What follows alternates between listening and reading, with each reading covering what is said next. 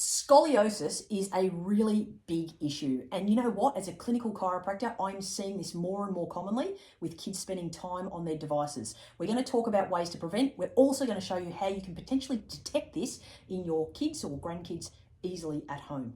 So here we have a bent spine.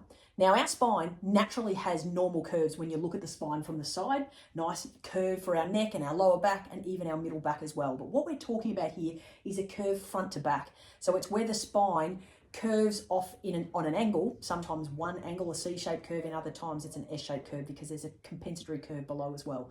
This is an issue that comes about as a result of muscular imbalances. If the imbalances are there for long enough and during that stage when the child is growing at a rapid rate, it can even start to change the shape of the bones.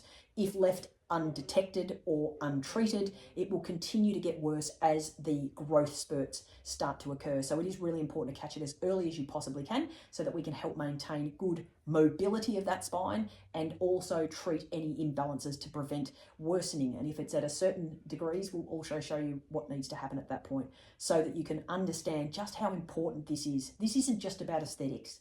This isn't just about whether or not our spine looks perfectly straight or whether we have perfect upright posture. This is going to potentially affect the way that the lungs develop, the way that the heart develops, our ability to get a decent lung full of oxygen. This is actually quite serious, so I'm really glad that you're here to watch this so that we can determine and show you exactly what is going on. Now, I mentioned earlier that one of the things I'm noticing is a bit of a rise in this recently with the increase in amount of times that kids are spending on devices.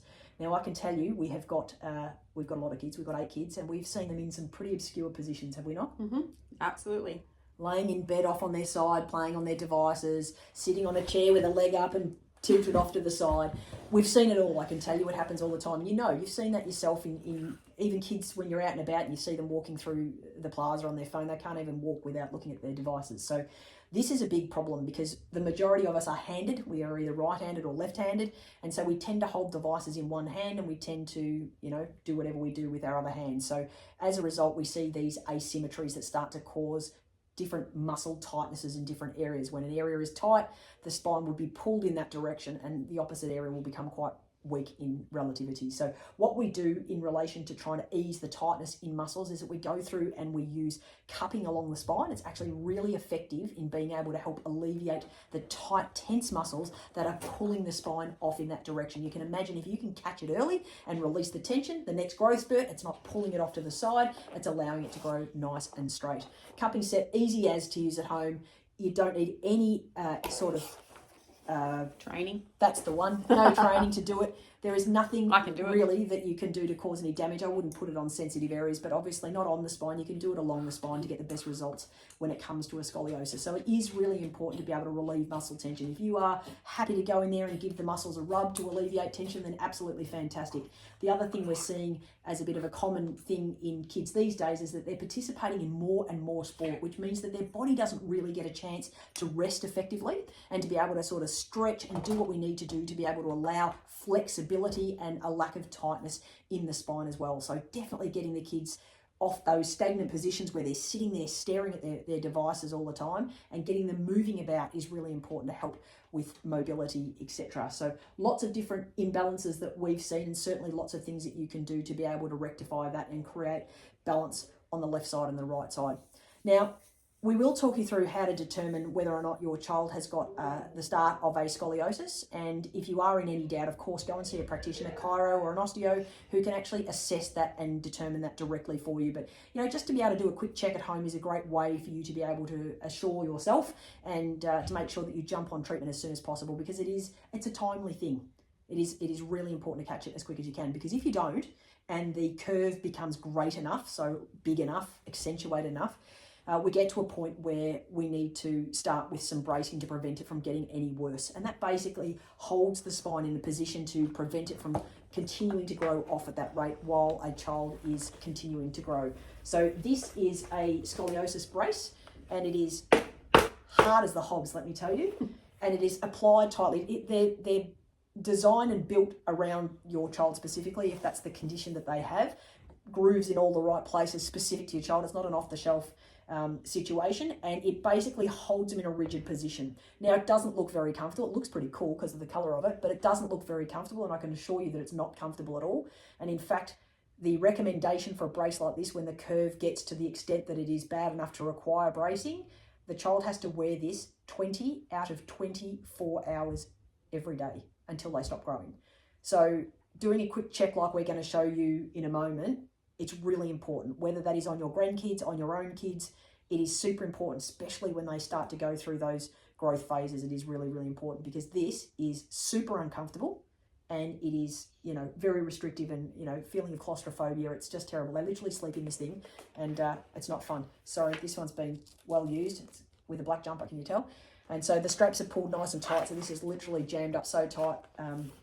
You know, my son says he can hardly breathe when he's in it. So it is important to make sure that you prevent this if possible. So we're going to cut now to a video to show you how to test this on your kids. But again, this is really important. If you're unsure, go and get them checked by a professional. Chiropractor, osteopath, possibly even a physio will be able to assess this and determine whether or not you need further x-rays or what have you from you know, going to see someone who specialises in scoliosis. So we're going to cut to that now to show you exactly what to do for you to be able to check this with your kids at home.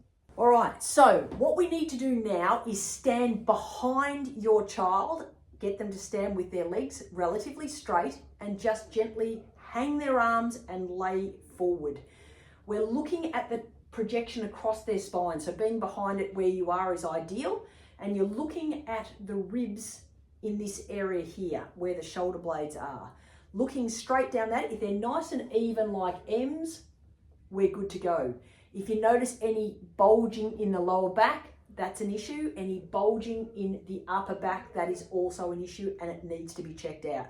We'll show you a photo of what it looks like when this test is positive, meaning that you need to go and refer your child to someone who can actually help out. Now take a look at this picture and see that on the right-hand side, the rib is significantly higher. You may be able to notice as well that the lower back isn't symmetrical either.